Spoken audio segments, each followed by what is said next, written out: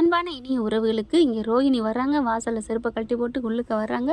இங்கே விஜய் அப்படியே மீனாவும் ரோஹிணி பேசுனதை பார்த்துட்டு வர்றாங்க இல்லையா, அப்படியே உட்காந்துக்கிட்டு இருக்கு. யானை மாதிரி இப்படி சேரில் உட்காந்துக்கிட்டு இருக்கு.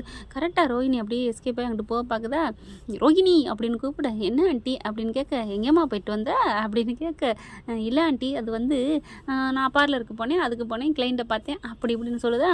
அதுக்கப்புறம் நீ வேறு எங்கேயாவது போனியா அப்படின்னு கேட்க, வேறு எங்கேயும் போகலையே, ஏன் ஆண்டி அப்படின்னு கேட்க, ஏய் என்னடி மறுபடியும் கேட்குறேன், வேற எங்கேயும் போகல ஆண்டி அப்படிங்கிறாங்க. அடியே அப்படின்னு சொல்லிட்டு செம்ம கோவத்தோட செம்மையாக கத்துறாங்க.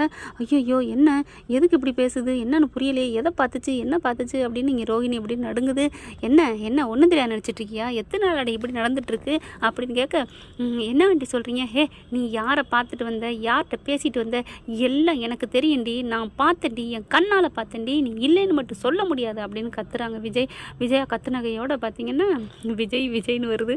அடுத்து பார்த்தா ரோஹிணி, ஆண்டி நீங்கள் என்ன சொல்கிறீங்கன்னு சொன்னா தானே ஆண்டி புரியும் அப்படிங்குதுங்க. இப்போ கூட வாயை விட மாட்டேங்குது மீனா பார்த்துட்டு வந்தேன்னு.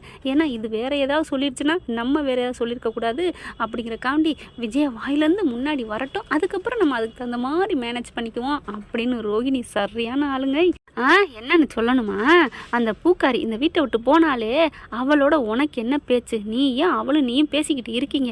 முதல்ல தான் இவ வந்து பணக்காரி, அவளுக்கும் உனக்கு ஈக்குவல்னு பேசிகிட்டு இருந்த, இப்போ மீனாவை விட அவள் ஒன்றும் இல்லாதவன்னு தெரிஞ்சிடுச்சு, அப்புறம் என்ன அவளோட பேசுனா அவளோட ஈக்குவலாக ஏண்டி பேசுறேன்னு மறுபடியும் விஜயா அதே பஞ்சாங்கத்தை பாடுதுங்க. இந்த விஜயாவை எல்லாத்துலேயும் கூட பொறுத்துக்கிட்டுங்க. இந்த 40 லட்ச ரூபா ஆர்டர் பிடிச்சி கொடுத்தாங்கிறக்காண்டி மறுபடியும் டப்புன்னு மனசு மாறினா பார்த்தீங்களா, எனக்கு சீனு போச்சுங்க.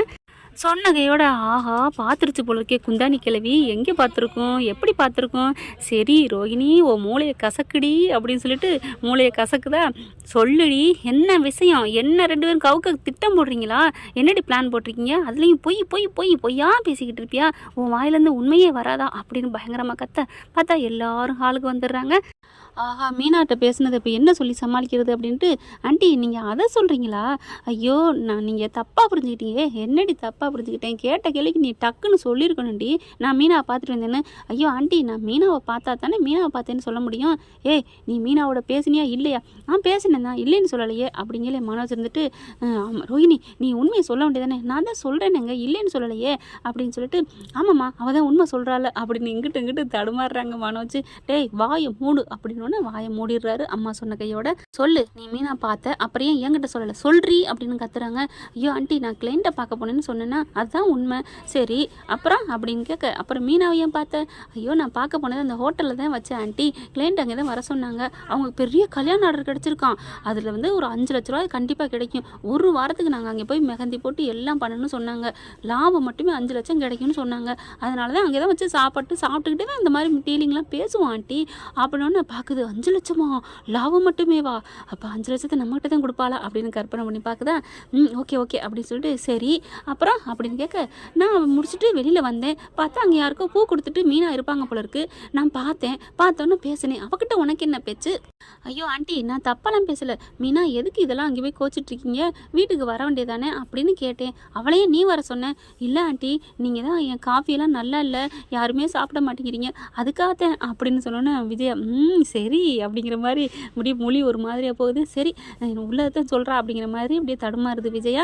அதனால தான் ஆண்டி நமக்காக சமைக்கணும்ல, நம்ம நல்லா சாப்பிட முடியல, என் சமையல் நான் சமைக்க ரெடி, உங்களுக்கு தான் பிடிக்காதுல்ல, அதனால தான் நான் சொல்லி கூப்பிட்டேன், நானும் வரமாட்டேன், அவர் என்னை குடிச்சிட்டாரு, அவர் குடிகாரர் இருக்க வீட்டில் நான் வரமாட்டேன் இருக்க மாட்டேன்னு சொல்லிட்டு அவங்க வாட்டுக்கு கிளம்பி போயிட்டாங்க, நீங்கள் இதைத்தான் பார்த்தீங்களா ஆண்டி அப்படிங்கிற விஜய் அப்படி பார்க்குது. உடனே மனோஜ், அம்மா நீ தப்பாக புரிஞ்சுக்கிட்டம்மா என் பொண்டாட்டியை, சும்மா இருடா அப்படிங்கிற டக்குன்னு சும்மா இருக்காரு, நான் அதனால தான் ஆண்டி நான் அதை பார்க்க போயிருந்தேன் மீனாவை பார்த்தேன்னு சொல்லியிருப்பேன், இது சும்மா சைக்கிள் கேப்பில் பார்த்தது, அதை போய் நான் என்ன பெருசாக உங்ககிட்ட சொல்லணுமா, மீனா பற்றி உங்ககிட்ட பேசக்கூட கூடாதுன்னு தான் நான் எதுவும் சொல்லலை ஆண்டி, நான் போய் உங்ககிட்ட போய் சொல்லுவேன், நான் மறைப்பேன் ஆண்டி, என்ன தப்பாக நினச்சிட்டிங்களா ஆண்டி அப்படிங்கல, சரிடி நான் பார்த்த மருமகள்ல அதனால் நீ எனக்கு மதிப்பு கொடுப்பதான், என் மேலே உனக்கு பயம் இருக்குந்தான், இருந்தாலும் அவகிட்டலாம் பேச்சை வச்சுக்காத, கட் பண்ணிக்கோ, அளவாக இருந்துக்கோ, அவெல்லாம் யார் நம்ம தகுதி தராதறதுக்கு இந்த வீட்டில் இருக்கிறதே பெருசு, சே அப்படிங்கிறாங்க. கரெக்டாக அந்த சமயம் பார்த்து மாஸ்டர் அப்படின்னு வர்றாங்களா, யார் அப்படின்னு பார்க்குறாங்க, பார்த்தா இவங்க தாங்க வர்றாங்க, நம்ம சிந்தாமணி மேடம். சிந்தாமணியை பார்த்தோன்னே வாங்க அப்படின்னு சொல்லிட்டு கூப்பிட்டு வச்சு பேசுகிறாங்க. மீனா அப்படிங்கிறாங்களா, ஐயோ அவள் தான் இல்லையா ரோஹிணி அப்படிங்கல, ஆண்டி அப்படிங்கிறாங்க, காஃபி கொண்டு வா, வேணாம் வேணாம் நீ போட்டால் நல்லா ஒரு கதை, சிந்தாமணி இரு நான் போய் காஃபி போடுவேன், வேணாம் மாஸ்டர் இருங்க அப்படின்னு சொல்லிக்கிட்டு பேசுகிறாங்களா. என்ன விஷயமா வந்திருக்கீங்க அப்படிங்கல, ரோஹிணியை பார்த்து பேசிட்டு போகலான்னு வந்தேன், ரோஹிணி வாமா கண்ணு அப்படிங்கிறாங்களா. ரோஹிணி வந்து உட்காரு அப்படிங்கிறாங்க. என்ன அப்படிங்கல, இல்லை மாஸ்டர் அப்போ எல்லாம் பார்த்தீங்கன்னா ஹாலில் அவங்கவுங்க எல்லாம் உள்ளுக்குள்ளே போயிடுறாங்களா, இருந்தவங்க பூரா என்ன விஜயா அப்படின்னு சொல்லிட்டு பார்த்தா மறுபடியும் பேச ஆரம்பிக்குது ரோஹிணிகிட்ட. இங்கே பாருக்கன்னு, நீ இப்போ என்னமோ 270 வீட்டுக்கும் ஃபர்னிச்சர்லாம் கொடுக்குறியாமே, ஆர்டர் கிடச்சிருக்குல்ல. ஆமாம், என் மருமக எவ்வளோ பெரிய லட்சாதிபதி ஆக்கி காமிச்சிருக்கா தெரியுமா என் பிள்ளைய, இன்னும் நிறையா எடுப்பா என்ன ரோஹிணி அப்படிங்கிற. ஆமாம் ஆண்டி அப்படிங்குது. அப்படிங்கிற ஸ்ருதி பார்க்குது, அப்படி பாவிகளா செய்கிறதெல்லாம் ஒரு ஆள், இது வந்து பெருமைப்பட்டுக்கிறது இன்னொரு ஆளா அப்படின்னு நினைக்குது. கோவம் தலைக்கு மேலே ஏறுது ஸ்ருதிக்கு.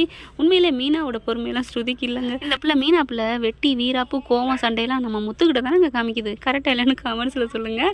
அடுத்து பார்த்தா என்ன அப்படின்னு கேட்கல. சிந்தாமணி என்ன பண்ணுது, இல்லைம்மா நீ இந்த ஆர்டரு பூ வாங்குற ஆர்டர் என்னமோ உன் குழந்தை முன்னாட்டிக்கு அதான் அந்த மீனாவுக்கு நீ தான் வாங்கி கொடுத்தியாமே. ஆமாம் அதான் நான் சொன்னேனே அப்படின்னு உடனே விஜயா சொல்லுது. என் ரோஹிணி தான் போனா போகுதுன்னு இந்த மீனாவுக்கும் 275 வீட்டுக்கும் வாங்கி கொடுத்துருக்குறா, என் மருமக அப்படி இப்படின்னு பீத்துதா.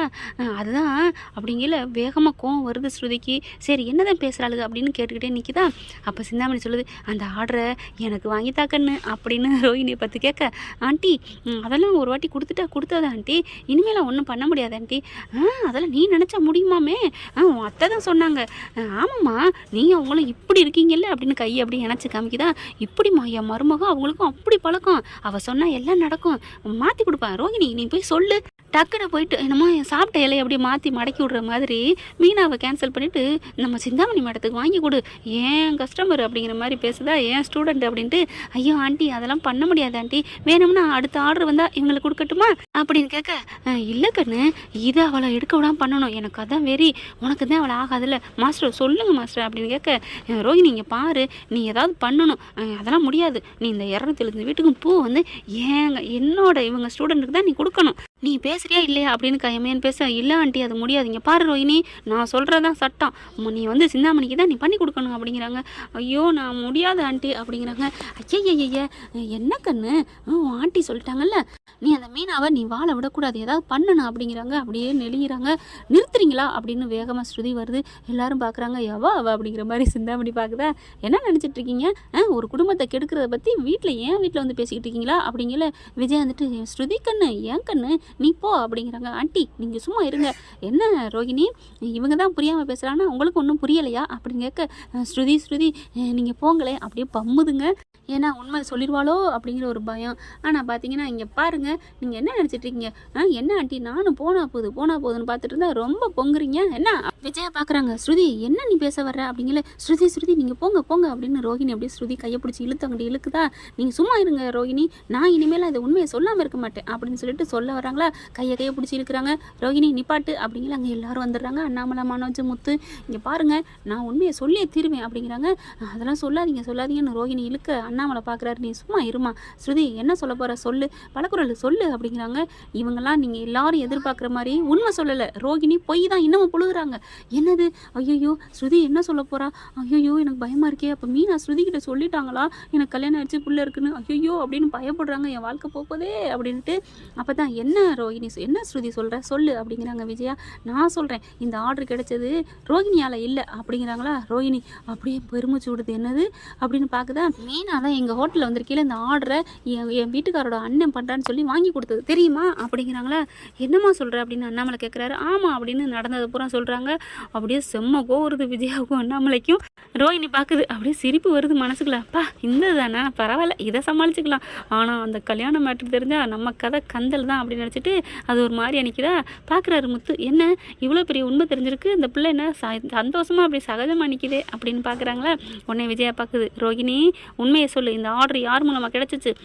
ஆண்டி அது வந்து ஆண்டி நான் இல்லை ஆண்டி, மீனா தான் ஆண்டி வாங்கி கொடுத்தாங்க அப்படின்னு சொல்ல, சி அப்படின்னு சொல்லி பாலார்னு 2 அறை கொடுக்குது. சப்புன்னு சிந்தாமணி பார்க்குது, ஐயோ இவளுக்கு தான் எல்லாம் தெரிஞ்சுன்னு வந்துட்டேனே, இவங்க வீட்டிலேயே வந்து அந்த ஆர்டரை கெடுக்க பார்த்தனே, நம்மளுக்கு இன்றைக்கி கதை கந்தல் தான், நம்ம கிளம்புவோம் அப்படின்னு. நான் வரேன் மாஸ்டர் அப்படின்னு எந்திரிக்குதா. டக்குன்னு ஸ்ருதி போய் கையை பிடிக்குது. நில்லுங்க ஆண்டி, எங்கே போகிறீங்க? கழுவுற மீனில் நழுவுற மீன் மாதிரி வீட்டில் கொளுத்தி விட வந்தீங்கல்ல அப்படின்னு சொல்லிட்டு, இங்கே பாருங்க முத்து என்ன பேசிக்கிட்டு இருக்காங்க தெரியுமா, இந்த ஆர்டரை எனக்கு வாங்கி கொடு, உங்களால் தானே மீனாவுக்கு போணுச்சு அப்படின்னு சொல்லிட்டு ரோஹிணிட்டு இருந்து பேசிக்கிட்டு இருக்காங்க தெரியுமா அப்படின்னு சொல்ல, உடனே முத்து வராரு. என்ன சிந்தாமணி மேடம், இன்னும் உங்கள் வேலையை சித்து வேலையை நிறுத்தலையா? அதெல்லாம் இல்லை நான் கிளம்புறேன் அப்படிங்கல வேகமாக வந்து மறுபடியும் மறிக்கிறாரு முத்து. என்ன நினச்சிட்டு இருக்கீங்க? ஏன் வீட்டு படி ஏறி ஏன் பொண்டாட்டி கெடுக்கிறீங்க வர்றீங்களா? இப்போ தானே தெரியுது என்னென்ன பண்ணிக்கிட்டு இருக்கீங்கன்ட்டு. ஆனால் என் பொண்டாட்டி அடுத்தவங்கள வாழை வச்சு தான் பழகிருக்கா அப்படின்னு சொல்லிட்டு, இனிமேல் இந்த பக்கம் வந்தீங்க ஓடுங்க அப்படின்னு விரட்டி விடுறாரு. தப்பிச்ச மாட்டாத்தால தம்புராண்டி அப்படின்னு ஓடி போயிருது அந்த சிந்தாமணி. அதுக்கப்புறம் விஜயா பார்க்குது, ரோஹிணியை செம்மையாக கொடுத்து கழட்டுது. அப்போ முத்து சொல்கிறாரு, எனக்கு இது தெரியும்ப்பா, ஆனாலும் என் பொண்டாட்டி வேணான்னு சொல்லி நிறுத்திட்டாப்பா, அந்த பேரும் புகழ்னால எனக்கு ஒன்றும் தேவையில்லை, நல்லா இருந்தால் சரி அப்படின்னு தான்ப்பா மீனா நினைப்பா, எனக்கு தெரியும்டா அவள் தங்கமான மனசுன்னு அப்படிங்கிறாங்க. ஆனால் சில பேருக்கு அது புரியலையே அப்படின்னு சொல்ல, கேட்டுக்கிட்டியாடி, உன்னால் எல்லாத்தையும் நான் திட்டு மறுபடியும் வாங்குறேன், அப்போ நீ ஒன்றும் இல்லாததானா இன்னமும்? அப்போ அந்த பூக்காரி தான் இவ்வளோ பெரிய ஆர்டர் வாங்கி கொடுத்தாலா? அந்தளவுக்கு அவளுக்கு அவ்வளோ இருக்கா வசதி வாய்ப்பு அப்படிங்கிறாங்க. உடனே சொல்லி இருந்துட்டு, ஆமாம் ஆண்டி, அவங்களுக்கு எல்லாரையும் பழக்கம் இருக்குது, பெரிய பெரிய ஆஃபீஸ்லேருந்து அவங்க நல்ல மனசால பழக்கம் இருக்குது, சும்மா காசு பணம் கொடுத்து அவங்க பழகலை இப்படிங்கிறாங்க ஸ்ருதி. மீனாவை நினச்சி அப்படியே ரொம்பவே சொக்கி போகிறாருங்க நம்ம முத்து. ஆனாலும் ரோஹிணிக்கு கொஞ்சம் வருத்தம் இருந்தாலும் ரொம்ப நிம்மதி பெருமிச்சு விட்றாங்க. ஏன்னா அந்த மேட்ரு ஓப்பன் ஆகலையில, இது சும்மா சப்பா மேட்ரு தானே அப்படின்னு நினைக்கிது. அடுத்து ஒரு ஆர்டர் பிடிச்சி கொடுத்து மாமியால் தாஜா பண்ணிடலாம் அப்படின்னு நினச்சிட்டு இருக்கு ரோஹிணி. ஓகே ஃப்ரெண்ட், பார்க்கலாம் என்ன நடக்க போகுதுன்னு. இப்படி போனால் நல்லா இருக்கும். இந்த பற்றி உங்களுக்கு பிடிச்சிருந்துச்சுன்னா உங்கள் பொண்ணான கையில் ஒரு லைக்கை போட்டு சப்ஸ்கிரைப் பண்ணிடுங்க. Thank you friends.